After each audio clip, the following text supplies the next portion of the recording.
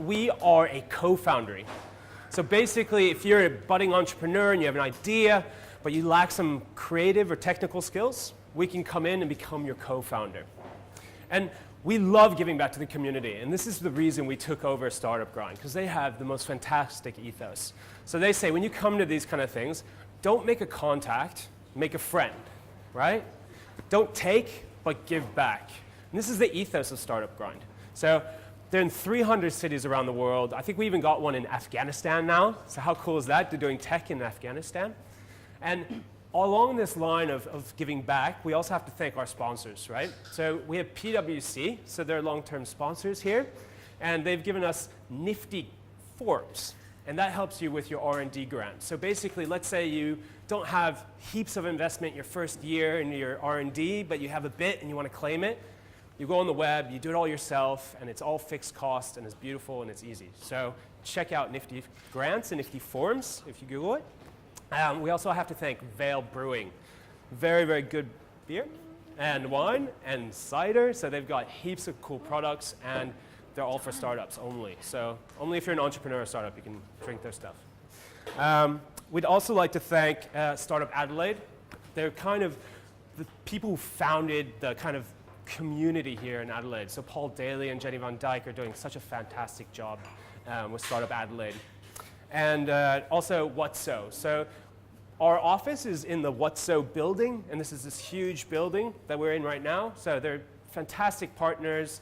They even had Renew Adelaide here, so that's actually how we got into this space. And now we've graduated, and it's a fantastic program. So thank you so much, What's So.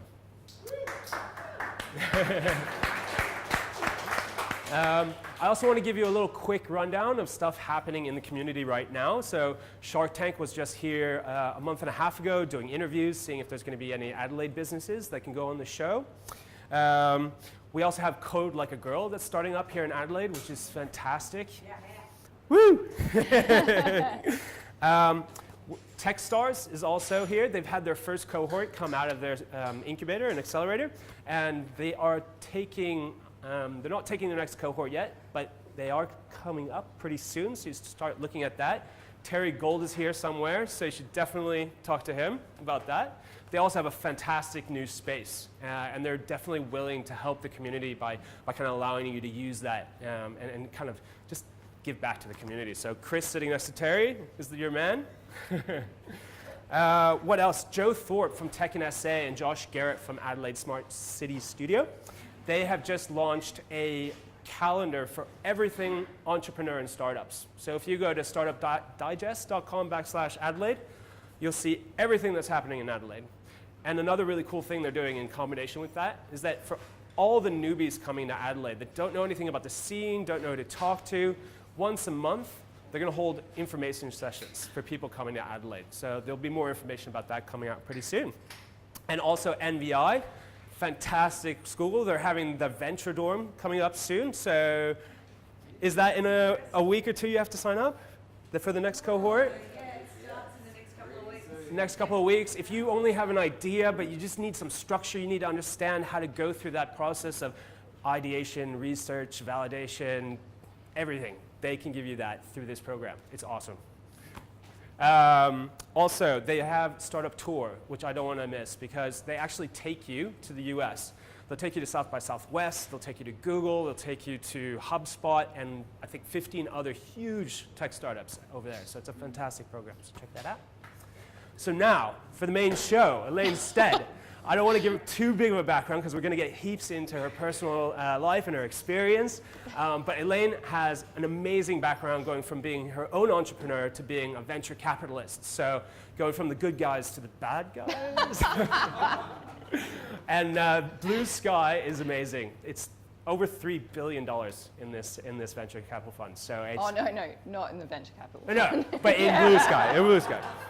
Excuse me. So, in Startup Grind fashion, can we all just get up and give her a welcome, a big welcome? Elaine Stead. Woo!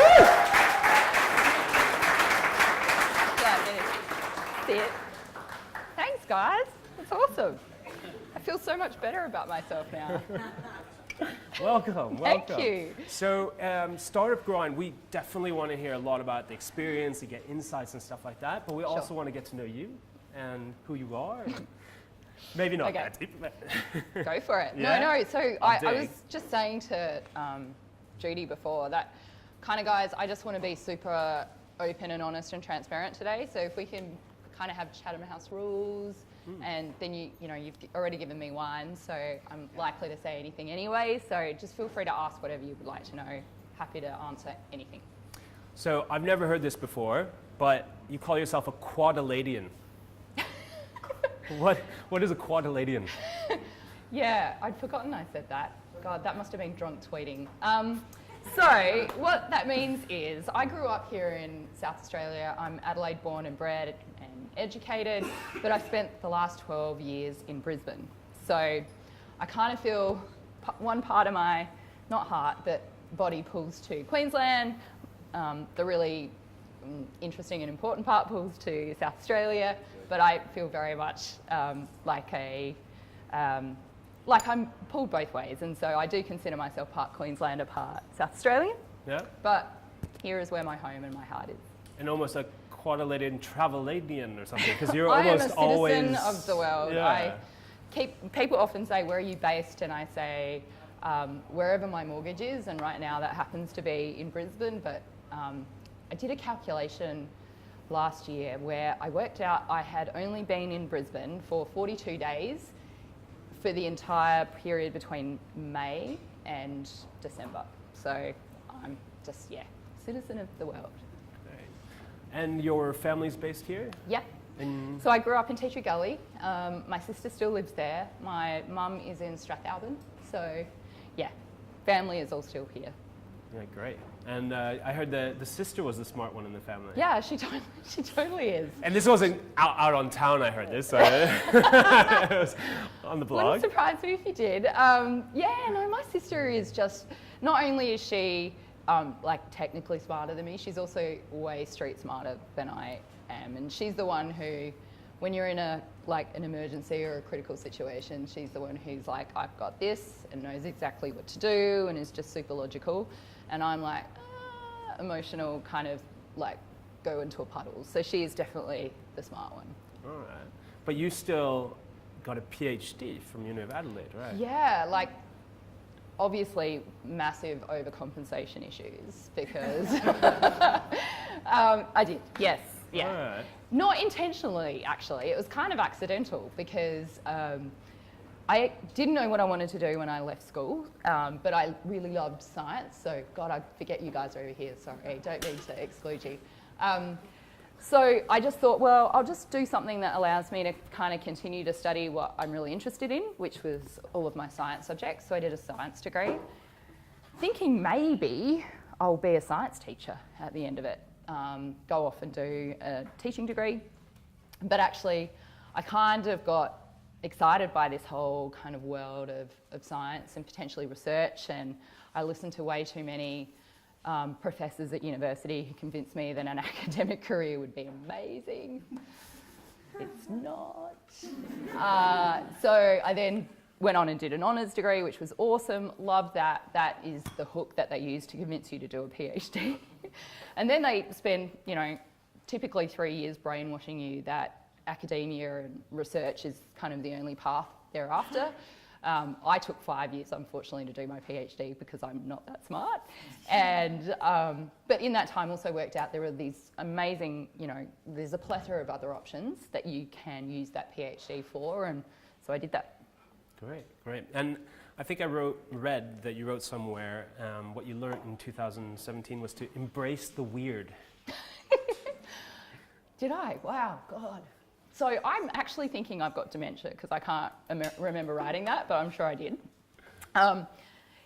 Look, particularly in this industry, but also in this role, I think, as a VC, there's just, what I've learned is that this industry and this role, there is a lot of just weird and wonderful problems, they just turn up on your doorstep or are just kind of thrown into your lap, and you've got to just kind of think quick and try and find a way to solve them. Yep. So I used to get freaked out about that because I'm I'm not a structured person, but I kind of like to know how things might kind of work out and what the process is that you might need to follow. And this has just taught me to just throw that kind of instinct out of the window. It's just always going to be this weird and wonderful and like unpredictable ride. And so you have to be okay with it. So I had to become okay with it. All right. And on the kind of more business side of things, the founders that you meet, is it okay for them to also embrace their weirdness? Oh, 100%, because the fact that they're kind of outsiders in some way is the reason why they are probably entrepreneurs and probably why they've been able to be successful or to differentiate themselves in their field, because they are not doing what everyone else is doing. So they absolutely have to embrace the weird. And we have to embrace the weird in them as well, I think, because it's kind of part of the magic and the alchemy of what we do in this industry, I think. Would you almost say it's a kind of a positive to stick out from the crowd that way? Or when you're sitting in front of a VC, should you get the tie going? No. I think it's absolutely a positive, unless it gets like really weird and then it, you know, becomes maybe criminal. But like, of course it's a positive. Like what, I think we're a little bit different, but I think generally the kind of industry of VC is looking for contrarian type opportunities. So people who don't necessarily fit the mold, people who are doing things differently, people who are thinking outside the square and kind of way ahead of the pack. And so they are absolutely the people that we're trying to identify in a sea of, you know, opportunities and companies. And so we've kind of got to get good at spotting them and like putting our arms around them. Yeah, even the introverts as well, right? Because we meet quite a few people that don't want to talk about their projects or themselves, and you kind of almost... I'm not sure they're introverts. They're really shy people, or they're people who don't necessarily want to kind of beat their own drum. I'm an introvert, and the way I identify that is people who kind of just recharge on their own. But the people who, you're right, are not the ones out there saying, we're going to be $1 billion company, we're a unicorn, we're doing whatever Apple is doing but better. Like, those are the people who are actually quite easy to ignore. You want to find the diamonds in the rough, and so that's part of the skill set that I think a venture capitalist needs to cultivate. All right, and there's really no school for being a venture capitalist, but you said you got a PhD. Mm-hmm. So how do you go from PhD to VC? So I'll talk about that path, but just before I do, I will say there is no like you're right, there's no school for it, and there is also no kind of predetermined path. Like, people who are in my team have come from a management consulting background, from an e-commerce background, from an investment bank. We've got people who have come from an operational background in a company. I look at some of the other VCs in our industry, and they've just got these really disparate backgrounds. So there is no kind of one way to do it. I think the common thing that unites everyone who ends up being attracted to this space, if I'm being really honest, is that they're people who want to be involved in this industry because they want to deliver some sort of impact, but they're not good enough to be entrepreneurs. So they're just riding the coattails of everyone else. And I include myself in that analysis, by the way. So, and they've got other skills that they can bring to bear. So sort of taking that kind of helicopter approach rather than being in the detail, or having great networks that are useful for people, those sorts of things. But to actually answer your question, sorry. So I did my PhD. I went over and kind of went down the research academic route, lived in Switzerland for a little while, but I just knew, particularly with that experience, that I was just biding time. Research was never going to be the career for me, and so I was desperately trying to find a way out of it. But I didn't want to throw away all of the years that I'd sort of spent kind of on an education. So I had filed some patents during my PhD, which got licensed to a biotech company here in Adelaide called Breezogen. Some of the older people in the room will remember Breezogen. Judy? Yes. That's not because you're old. You've just got a great memory. Yeah.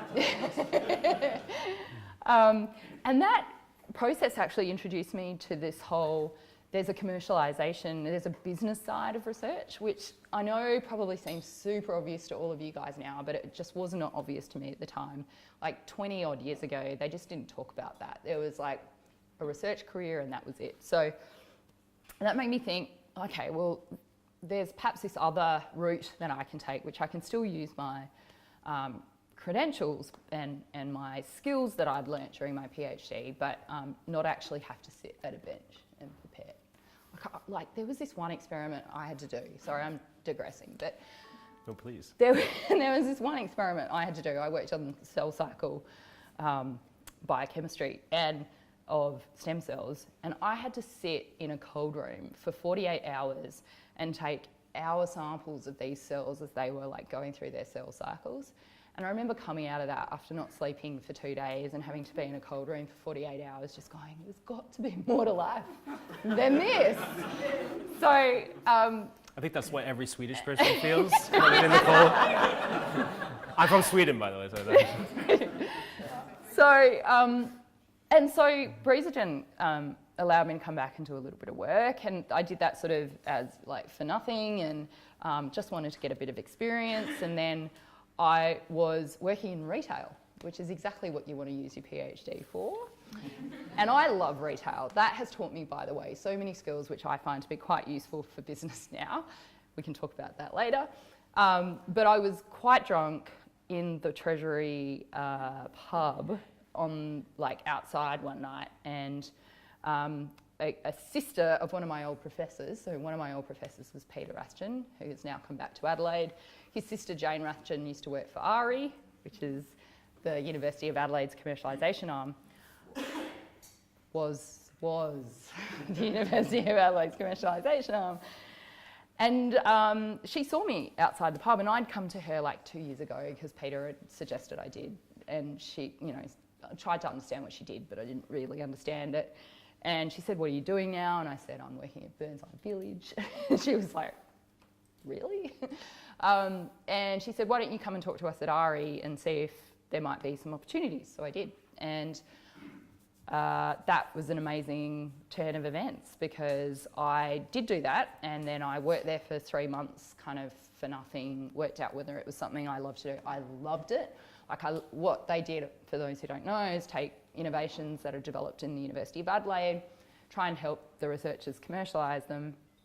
And I worked on this amazing circadian rhythm technology, and I was involved in commercialising fava bean varieties. And for me, it was just like awesome. I got to still sort of stay in this kind of technology, and I could understand the science, and the researchers didn't yell at me because they thought I actually might understand what they were talking about. And then help develop kind of the plan to help them commercialise it. And I stayed there for 5 years. I loved it, every single minute of it. I stepped out for a while to run a startup that we'd spun out of the university called Reproductive Health Science. And then that allowed me to go through the process of what it's like to be like a startup founder and entrepreneur, and how do you make sure you can pay all of your employees, and how do you raise money to support it. And that allowed me to go through the process of raising venture capital, and we did, which was great. And then I got headhunted by one of those venture capitalists, and that's how I got into BC. To answer your question, really long way, sorry. No, please. I mean, we had Andre from Vinomofo here. Okay, I'm so sorry, I'm not as entertaining as him. No, but his answers were a bit longer, so you've got a lot of playing room, don't worry. But do you still consider yourself a bit of an entrepreneur in that case? Yes. Or yes. Yeah? Yeah. So I feel like this is my third entrepreneurial venture. So my first entrepreneurial venture, I think, was my PhD. Like, I didn't realise it at the time, but in hindsight, I look back at that and think, yep, that was entrepreneurial. Someone gave me some lab space and told me to come up with a project and develop a hypothesis and then resource it and then make sure we got an outcome and raise money for it. Like, that's no different to what we do in the startup world, or as any entrepreneur has to do. So I think that was kind of, in my mind, the kind of first real entrepreneurial exercise that I went through. And then the second was reproductive health science. And then the third is now what I'm doing at Blue Sky. So we have, when I joined Blue Sky, I'd met the founder of Blue Sky, a guy called Mark Salby, and one day I hope you get him to come in and speak to everyone because he is like the oracle and he's super funny. And he's just got so many learnings that I think would be really useful to share with everyone. But anyway, he was the founder of Blue Sky. I met him through a mutual friend and he said, look, we're in alternative assets. We started out as a private equity business, which was growth capital, which actually isn't a million miles away from what venture capital really is. It's just capital that they provide to companies to help them grow. It's kind of venture. And he said, we're trying to grow our alternative assets business. I think at the time, Blue Sky might have had about 70 million, maybe it was 100 million under management. And he said, we're just looking for strategies to help us grow. And like, you do venture, do you want to come and build a venture business for us? And I was like, really? Like, you want me to do that? Because I'd worked for another venture fund for 5 years, and so I had experience, but I thought it was an amazing opportunity to give to someone who was relatively unproven. And he just said, go for your life. We'll give you the resources that you need. You have to go raise your money yourself. You have to build the strategy yourself. You have to build your team, everything, which I did. And now Blue Sky is at $3.5 billion under management. And we're a unicorn, actually. We're $1 billion market cap. Way! And We'll claim that for Adelaide, right? Or totally, Adelaide should totally part claim this because Blue Sky started in Brisbane, but the very second office we ever established was in Adelaide because Mark had spent 3 years working here in Adelaide trying to help get our water and agriculture business up and running.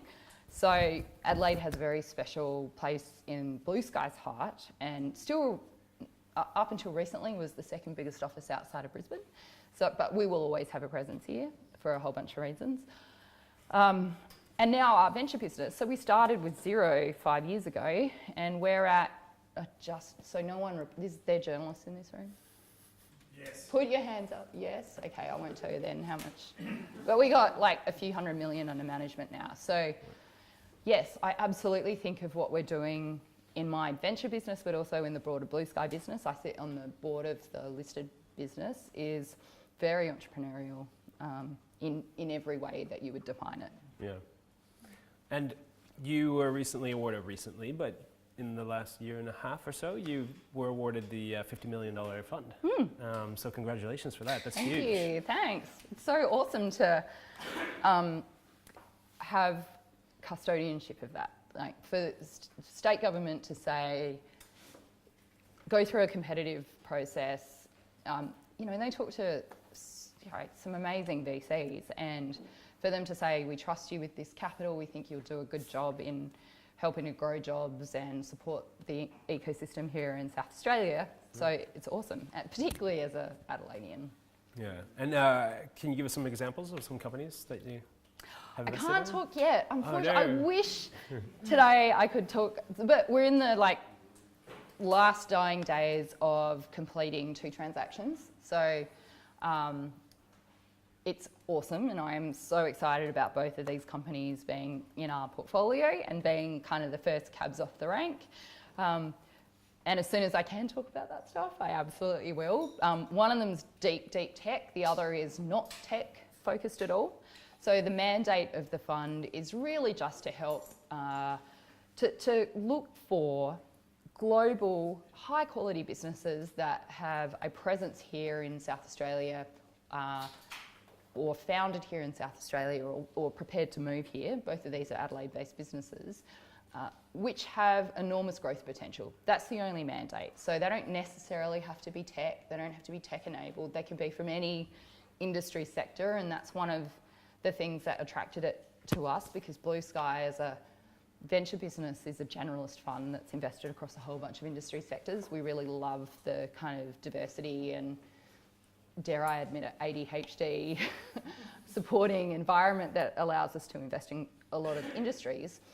But in the first 6 months, so we were announced in July. And we just did the numbers of the opportunities that we saw in the period between July and December. And we saw almost 400 opportunities out of South Australia. Wow. Which, just to give you some perspective on that, based on the numbers that we see, we are one of the most highest volume deal flow funds in Australia because we are a generalist fund. We don't sort of focus on a particular sector, and so we do see a lot of opportunities. And last year we saw 1,200 across everything that we do, and we invest in Australia, in the US, in Southeast Asia, and we saw almost 400 from here. Do you guys have that 1 to kind of 3% investing ratio, or where are you guys? So we don't have any kind of limit or mandate on what we invest in Australia, what we invest in the US or beyond, nor do we have a mandate across sectors.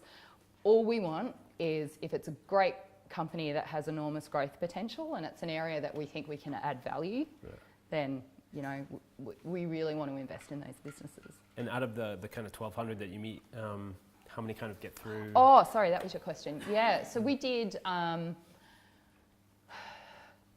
if we include these two that we're about to complete and announce soon, we only did 5 transactions in the last year, so 5 out of 1,200. So competition is just rough, yeah? Yeah, but I mean, let's be honest, like a whole chunk of those are either not a fit for our mandate because they're too early, or not very high quality. But I would say of that 1,200, too early for us. So our focus is Series A and beyond, and how you define Series A is really different for a different individual. But for us, it's companies that have a fully formed product or a platform or a service. They're not in sort of tech development still, and they need, and they're at the point of either market entry or they've just entered the market and they're looking to scale up. That's what it is for us. That doesn't mean that's the only thing we'll invest in. In other circumstances where it's been really compelling, we've invested earlier than that. But the reason we invest in that space is, apart from me, none of the people in our team have a technology background. So we're not, the value that we're going to bring to an entrepreneur and his or her team is not help with product development or technology risk mitigation. That's not our bag. That's not where we're going to add value.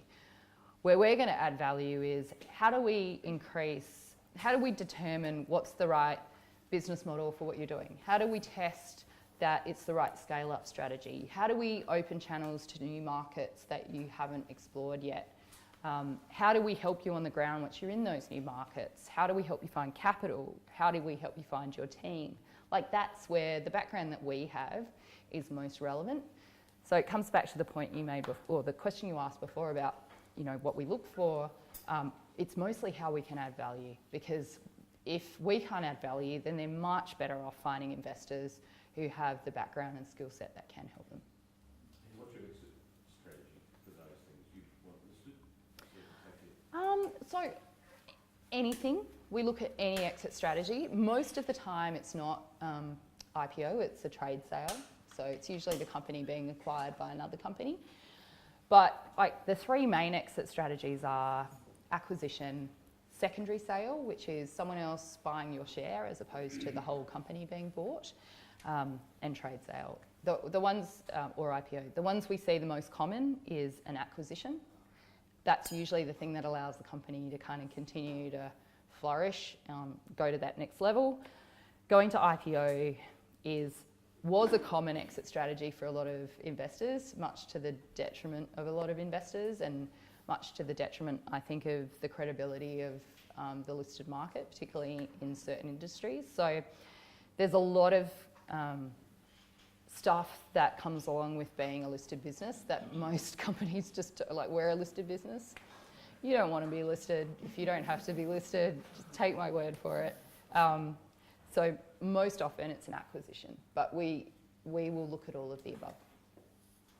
And you mentioned mandate and fit and things like this. For this entrepreneur that's kind of in that A/B scenario, how do they figure out which VCs out there are right for them? Yeah, and look, that's a common question, and I can understand sometimes the confusion about that, because it's not immediately obvious with a lot of VCs. Even for us, like if you looked at our website, you would have no idea what we look for, which is something we need to fix. But it's not uncommon, right? So I understand why people have no idea who invests in what and who they should approach. But I would say the best thing to do is to find out as much information as you can about VCs and what their focus is. Going to events like this, following them on social media, looking at other investments that they've made and trying to compare yourself to them. Because I think if you can see what investments they've made and see what stage those companies are at, you can get a pretty good sense about what they're looking for. But of course, nothing beats just talking to people face to face. And it's actually, my experience is it's not that hard to have 5 or 10 minutes or 20 minutes with a VC in Australia. They're usually really open to just having a coffee. And my advice to people is always just ask for advice if you want money, and ask for money if you want advice. And so if you approach an investor with, hey, I just want to kind of pick your brain on this strategy we're pursuing, as long as you're doing it authentically, that's kind of the best approach. Yeah, I've heard kind of some of those mantras here in Adelaide, and I think one is you don't sell to an Adelaidean, you sell through them. And I like that. Is Yeah. that kind of one of the best ways to meet you, is kind of a recommendation from somebody else or something like this? Look, that's true in business full stop, right? Like, so business is all about relationships. This industry is especially about relationships. So the more you can get social proof or validation from other people, absolutely use that, like, for sure. That is a legitimate strategy in business. And if you're not using your networks for that sort of stuff, you're not optimizing your networks. So absolutely, yeah. But not just here in Adelaide, everywhere. And you mentioned how you guys can help these companies, and you actually wrote an article, 10 reasons why not to actually get money from a VC. Yep. Yeah. I did. Can you tell us a bit more about that? Yes. So, like, that article was written in response to, I wouldn't call it an article, by the way, it was a blog post, very different.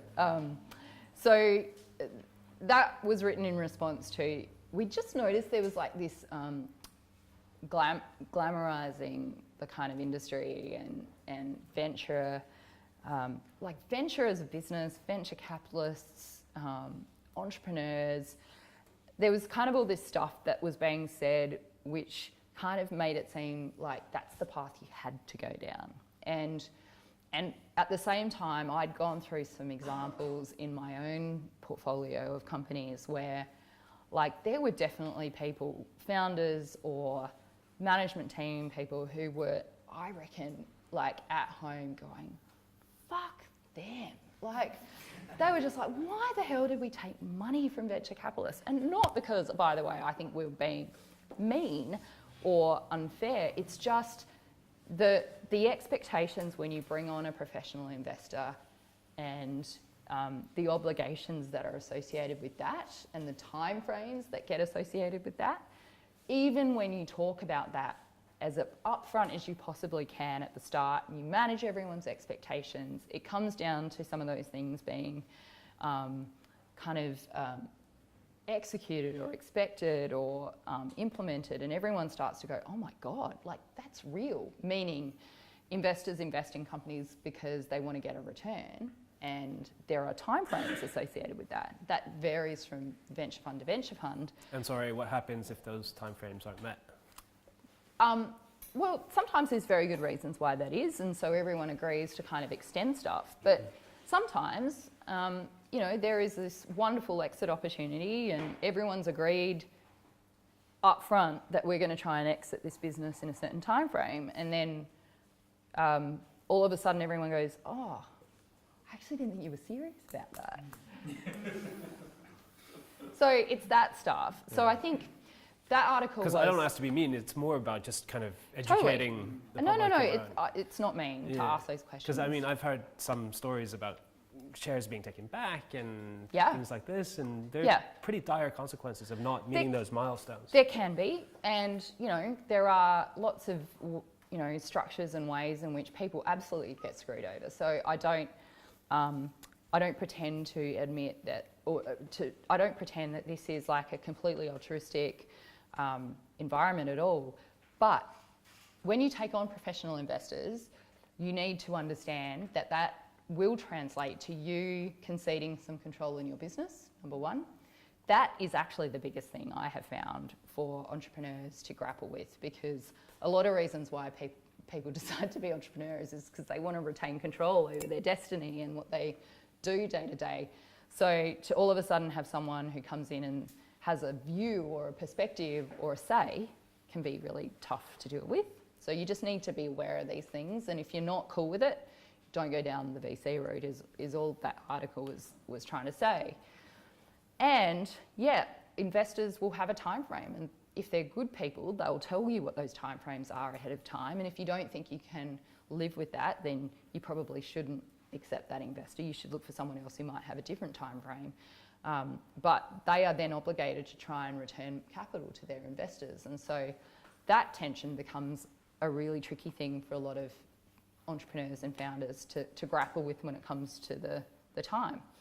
And then, you know, it can lead to some really negative outcomes for a founder, because there have been examples, not in our, actually one in our VC portfolio, but more so in the PE portfolio, where the founder is the CEO, and that's great. They've got the right skill set to take something through from sort of $0 to $50 million in revenue, but the skill set required to take a company from $50 million to $200 million in revenue is completely different.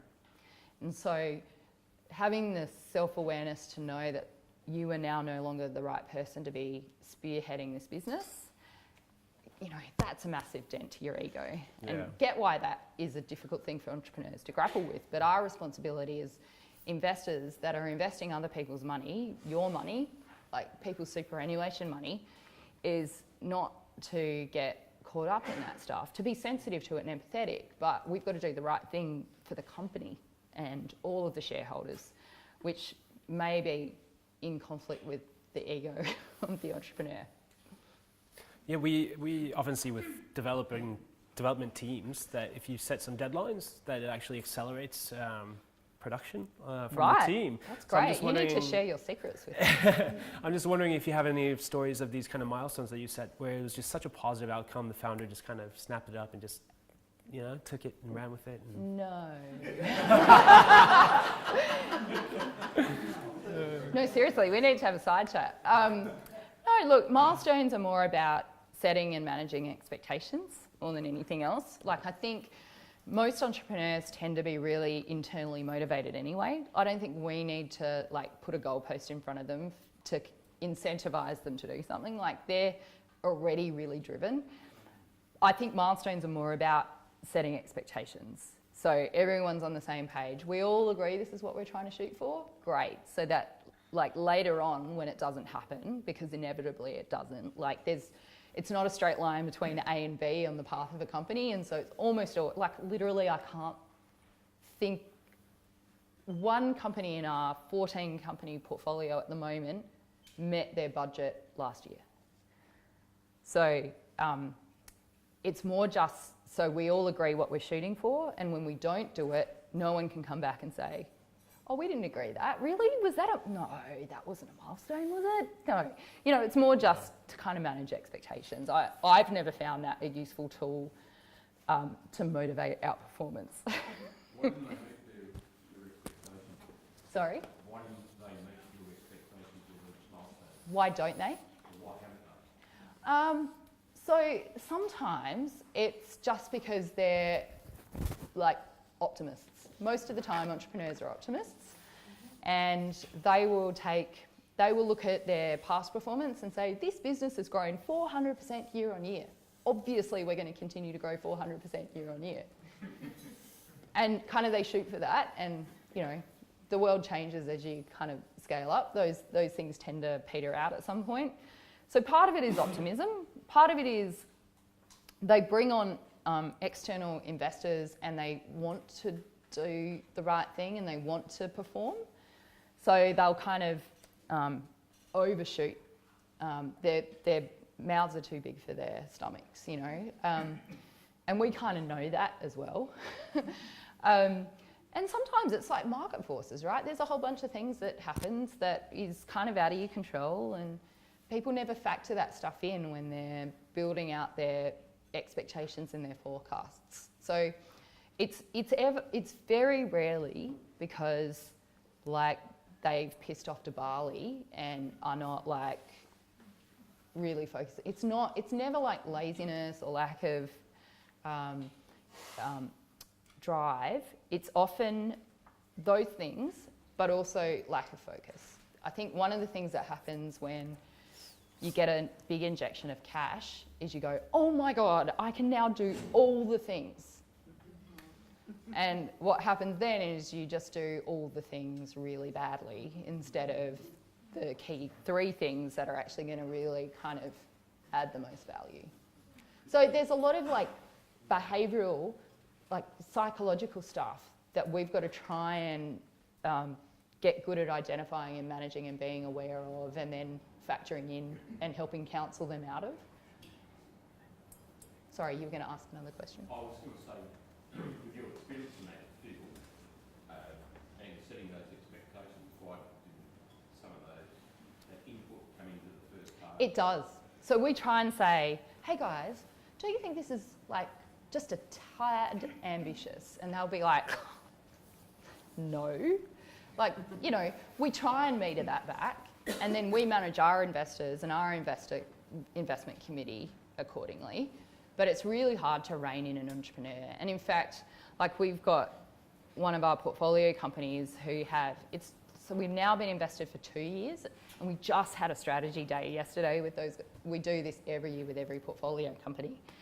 And finally now, after 2 years, we've got them to be like, okay, yeah, all right, we've got to kind of forecast things within our capability and know that there's a whole bunch of stuff that we don't know, and try and factor that in. Like over time, they learn that, and that's part of our job, I think, is to try and bring that perspective and counselling and guidance as well. So I'm going to open up for Q&A as well. I'm really super focused on my time management this time, so I'm going to try to keep it to an hour. Before we get to the Q&A, I have one more question and then a little bit about the Adelaide ecosystem. We heard that Code Like a Girl is coming to Adelaide. Yeah. So which is really cool. And you're a female founder and an entrepreneur. And is there anything that you can say to all the women entrepreneurs out there about just anything that you have on your mind or that's burning? Oh, God. So, no, I've got no like words of inspiration or wisdom, sorry. But all I would say is the fact that you're a female founder and an entrepreneur already means that you're massively badass. So just like keep going because like you're a rarity and it's probably been really hard for you to get where you are. So just like keep trucking. Yeah, cool.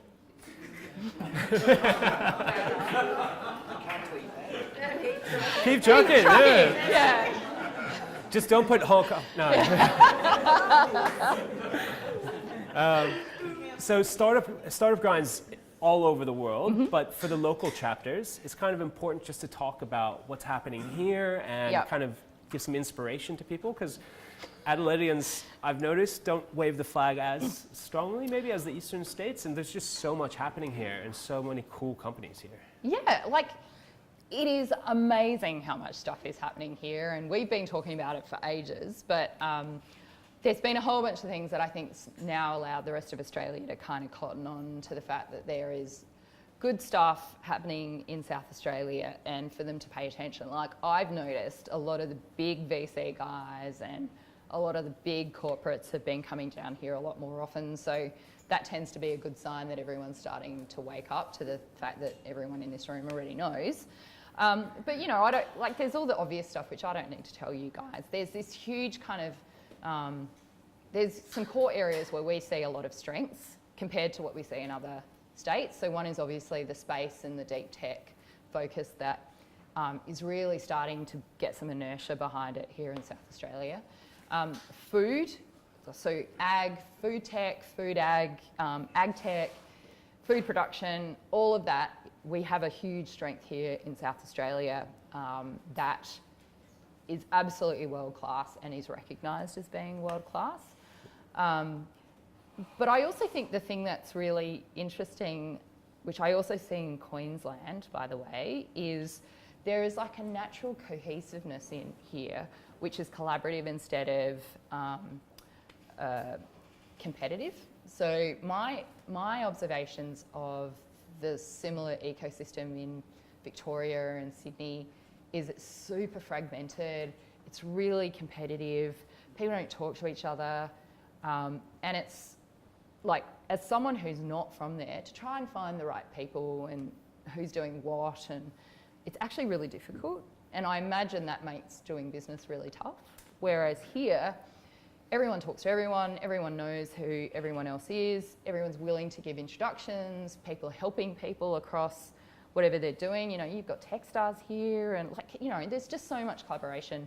And I think that's an enormous competitive advantage, particularly to exploit the areas where we have a lot of strength, and particularly where it requires a lot of collaboration. So we've been here for now 10 years in Adelaide, and we will definitely be here for another, this fund's a 15-year fund.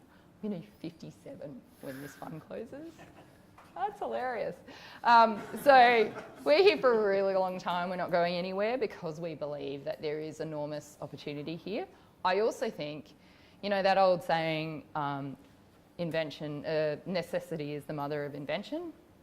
We don't have a lot of options here to grow new industries, or to kind of rest on our laurels and just milk some of our primary industries. We've got to kind of make this work, or else It has to be scalable, really, right? we're not going to have any jobs, and it's, you know, everyone talks about this, and it's kind of a throwaway thing, but lifestyle and quality of life in South Australia is so amazing. So if it's true that you can grow your business from anywhere, and you can, like we just sold an amazing South Australian business for a few $100 million in our PE business.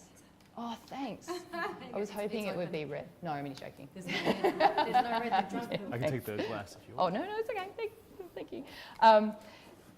You can grow a global business from here. So when you've got Carrakalinga, you know, down the coast, and you've got, you know, lovely people, and you've got great wine and great food, why would you want to be anywhere else? So we kind of have to make this work. So we should. Yeah. So I'd like to open it up to the floor if anybody has any questions. Hello. Hello, how you going? Good. So my question is around the seed side. There's now, you know, we hear a lot, we've got a lot of these sorts of presentations, and there seems to be money in the ecosystem, but we still at the university, and we still struggle with the sort of grant and seed, pre-seed kind of stage. So what's your view on who should be sourcing that money and where the best places are to get it? Yep, good question. So it's changing. So venture operates in cycles. So 2 years ago, 80% of all the venture capital in Australia went to early stage. So that's seed, pre-seed, and, you know, now that's shifting a bit because there was this big gap in the late stage part of the spectrum, which, by the way, we've been doing it for 10 years, but anyway, everyone's copying us now. And it will cycle back eventually as well, right? But that doesn't help you now. So there are a lot of funds in Australia who do focus on that seed, pre-seed part of the market, but they tend to be really industry or vertical specific, because they tend to be technical founders who've made some money, have put together a venture fund, or they're investing their own money, and so therefore they're more fragmented and harder to find. So I would say the best way to try and find those people is firstly through AVCAL. AVCAL have got a pretty comprehensive list of who invests. I have no like magical solution for how you find high net worth investors who are technical founders who want to invest in that space. There are a lot, but they don't kind of put a shingle out and say, like, they're really private and it's all about networks. So I think the easiest way, or the most efficient way to try and access those people is through networks. You've just got to talk to more people, who can introduce you to the right people. Like I just say, you've got to tell people what you're doing, like as often as you can. And we as Australians need to be better at saying, oh really, you're doing that? Actually, I know someone who might be interested. Like the difference in my experience between American business culture and Australian business culture is you go to America and they're like, oh, you should meet blah, blah, and blah, blah. And you'll be like, yeah, great, thanks. And because you're Australian, you just expect nothing. And then they'll like, by the time you get back to your desk, they've already like done an email intro. They've invited like 6 of you to like a cocktail function where they want to like personally, like the kind of networking introduction culture over there is amazing. And we need to do more of that. That's not a great answer, sorry, but. Doesn't help immediately, but. Yeah, I mean, but I would say if you have like a specific thing that you're trying to raise money for, the VCs you do know, even if they're not like in that space, just bend their ear and say, do you know anyone who invests in that part of the market at that stage? And we will try and introduce you to people who we think, or who we know do that. I'm Alison, badass girl. Yeah. Sarah. We've seen earlier this month some conversation and dialogue around equity-based crowdfunding. Yep. There's several being now, so I thought it'd be interesting to get your view on what role that would play in this ecosystem. And It's a great question. I think, and if it's done correctly, and by correctly I mean where investors are really clear about the risks and companies are really transparent about what they're doing and what they're offering.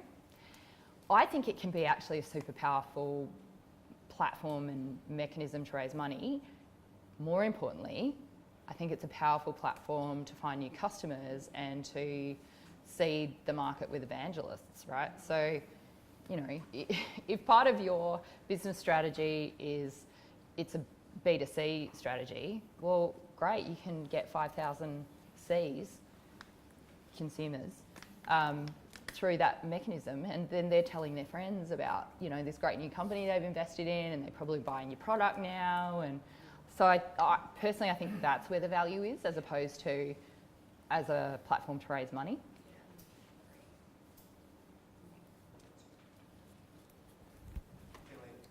Hey, Chris. Team over product or product over Team over product every time. why? Because there is graveyards full of companies that have had the most amazing product but haven't been able to execute and make it work. There is a lot of companies that have a really average product but great teams who can reach their customers and sell it really well, and execution makes all the difference. How do you measure that team? What are you looking for? That's actually an excellent question. So we can't measure them, like in the sense that, like, well, maybe you could measure them. We don't measure them. So we don't run like an aptitude test or anything for them. But what we look for is, most importantly, resilience.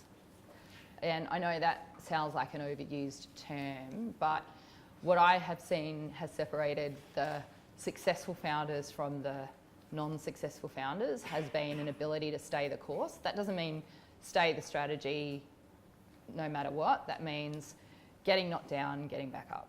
Getting knocked down and getting back up.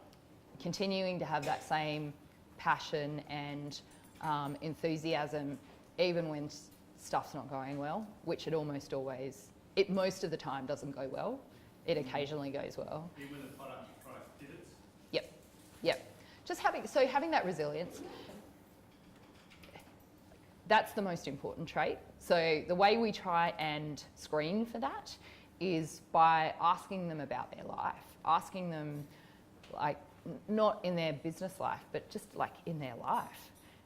Trying to understand what's the path that's got them to where they are, and almost always, like, and look, I don't want to like jinx anyone, but a lot of entrepreneurs have had something horrible happen to them, right? And that's not why they become an entrepreneur, but that has almost filtered them out for having that resilience, which is actually really important to be an entrepreneur. So we just we spend a lot of time with them, we talk to them about their lives, we're trying to understand what their drivers are, and we don't always get it right, but we're getting better at getting that stuff right. Almost anti-fragile. Yeah, yeah, yeah. We've had lots of companies that have had to pivot, and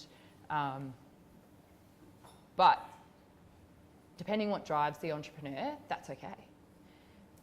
A lot of them aren't necessarily in love with their product per se. They're in love with building something and having someone love it, even if they don't love it. So, and they want to be the masters of their own destiny, right? So sometimes, even when they pivot, that doesn't change their passion and obsession for what they're trying to do.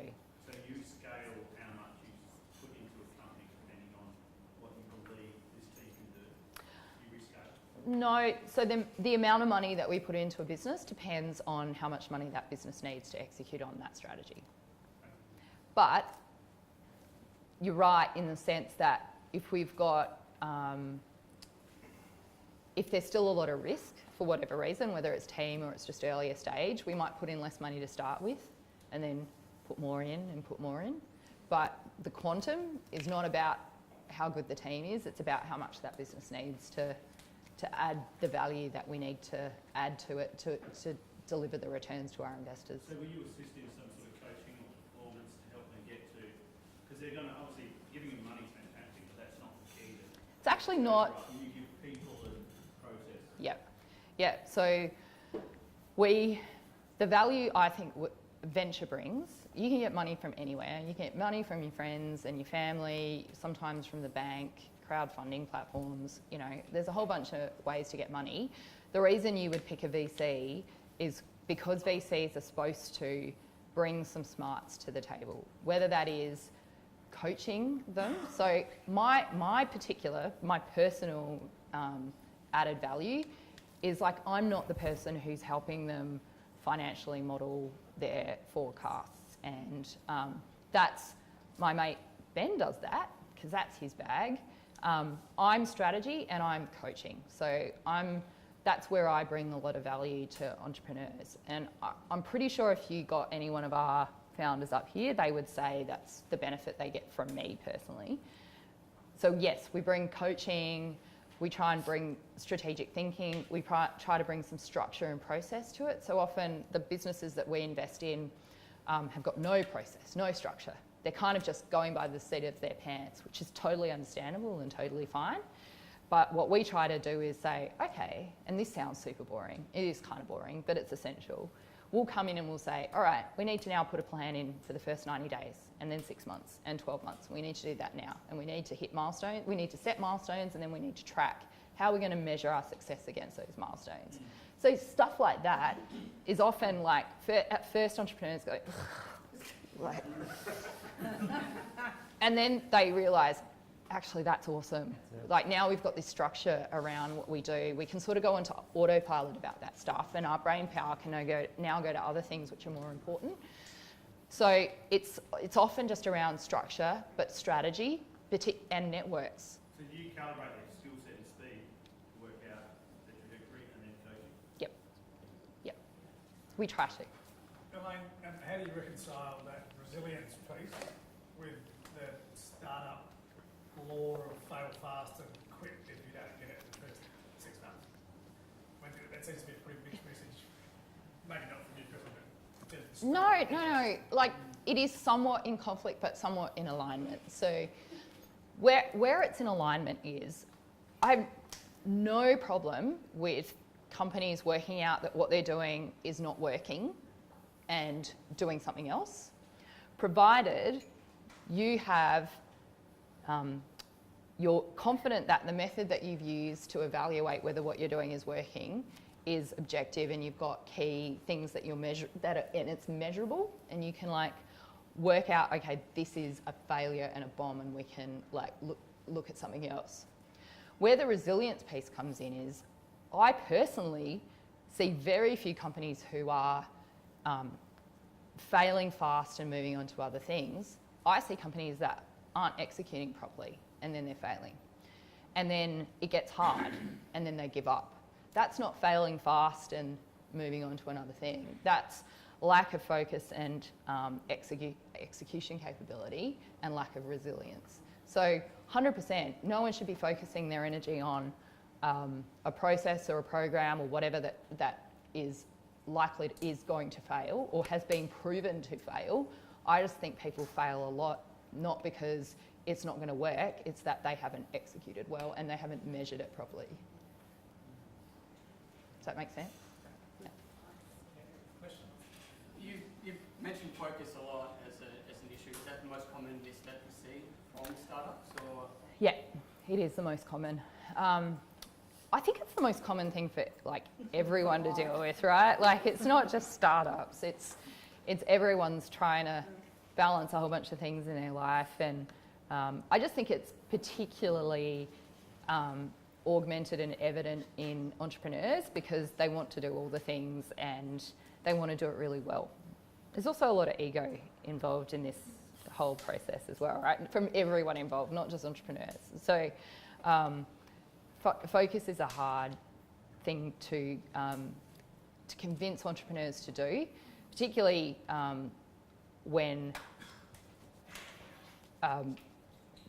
particularly because this industry is fast moving, right? I think that makes it even harder. The environment changes all the time. This one's a bit hearsay. Oh my God, that sounds dangerous. So I've had the wonderful experience of going out and fundraising for a company. It got there in the end, but learned a lot during that process. And part of that was kind of trying to fundraise in Adelaide and fundraising on the East Coast. Was this for Frontier? Yeah, Yeah. Frontier. Yeah. Hi, Elaine. Just to, plug for Frontier. Yeah. Frontier. So in that, I heard from a few people around that if you're trying to raise money from the East Coast, you want to maximise your opportunities. So that often means going outside of Adelaide. Yep. Because it's a growing investment community, but it's not really mature. Yep. As relative.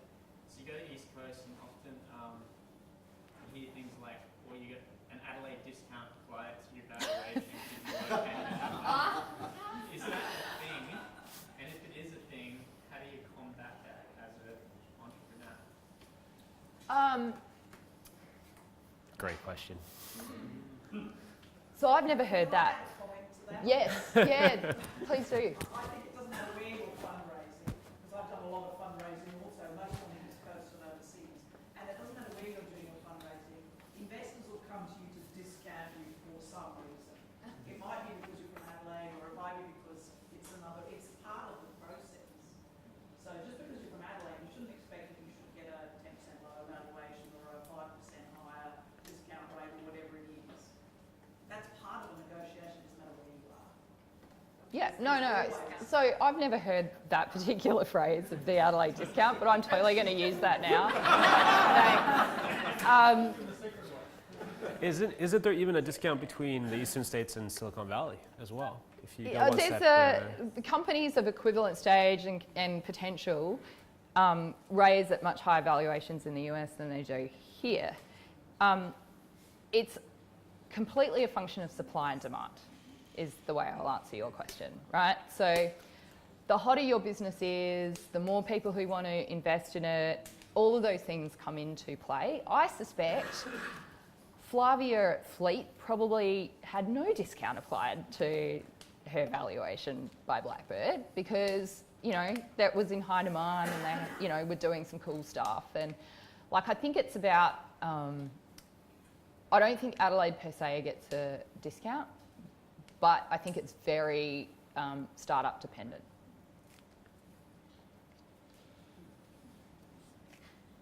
What's just order of magnitude? What's the minimum maximum size of the deals that you've been doing? In the South Australian Fund? Yeah. Yeah. Money and the equity you take from the deal. So it's the South Australian Venture Fund is $50 million. The maximum we can invest in any one company is 15% of the fund. So the maximum we can invest in any one company, $7.5 million bucks, right? So, but the rounds of that we've been investing in have been as small as 2 million to 20-something million. So it's not the quantum of capital that the company is trying to raise that impacts what we can invest, but we have our own limitations. It's a co-investment fund as well, which means we have to find a co-investor. So whatever we invest, we have to find someone else to invest the same amount. And then in terms of equity stake, we have it's probably not that different approach, but it's probably different to how people think VC equity stakes and valuations work. We don't have like a minimum or a maximum equity holding that we shoot for. Like we have 2% equity stakes in some of our portfolio companies, and we have 80% equity stakes in some of our portfolio companies. What we do, the approach we take is we try to say, what is fair market value for this business, given the stage it's at, the potential it has, other companies that look like this that have raised money in the market and the valuations that have been applied there. If there is like a metric that's being used commonly, like in SaaS, it might be revenue multiples or whatever, we'll apply that. And then we'll say, this company's fair market value is $20 million. They need 4, we're going to invest 2. That's our equity stake. We're not saying we need to have like 25% because over time we're going to dilute. We will find a way to follow on in those businesses. That's not what we're trying to protect. We just want to make sure that the company and the founders and the shareholders are being adequately compensated, and that we get influence in how that investment's going to track over time. That's all we care about. So we'll take a couple more questions. Joe? Can I ask one? Elaine, great talk, by the way. Thanks very much. You said you'd seen 1,200 companies and invested in 5. So how many of those 1,195 are you going to keep a watching brief on and keep in contact with and stay in touch or swing back to come later? And I suppose the other side of that question is, kind of how early should a startup come to you and start trying to form a relationship? Yep, good question. So of that 1,200, I would say 200 of them have already come and seen us before. So we're already kind of in active engagement with them. And I would say 300 or 400, we would continue to keep tabs on them, continue to catch up with them every now and then and just see how they're going. So a pretty high percentage. It's why we spend a lot of time like meeting people and talking to people. Everyone's always like, why can't I get into your calendar until May? And that's why. But it's a large percentage. That's kind of our job. And then how early should people come and see us? Look, the honest answer is ideally, if you think you're going to meet kind of the sweet spot for us in 2 years' time, come and see us now. So it's there's never too early, but obviously we can't like meet everyone. So I would say if you're already raising around now, but you know you're too early for us, come and talk to us anyway and just say, hey, I'm raising around now. We're not pitching to you. We just want to make you aware of what we're doing and this is our strategy and we'd love to come and talk to you in 12 months' time or 18 months' time. Do you have any advice for us? Yeah, do you have advice? Yep, absolutely. That's what I would recommend. Last question? Tomorrow night, I'm going back to Brisbane, and then I'm back here on Tuesday for a week and a half. Great. So let's give a. Okay. Sorry. In May. Let's give a big hand for Elaine.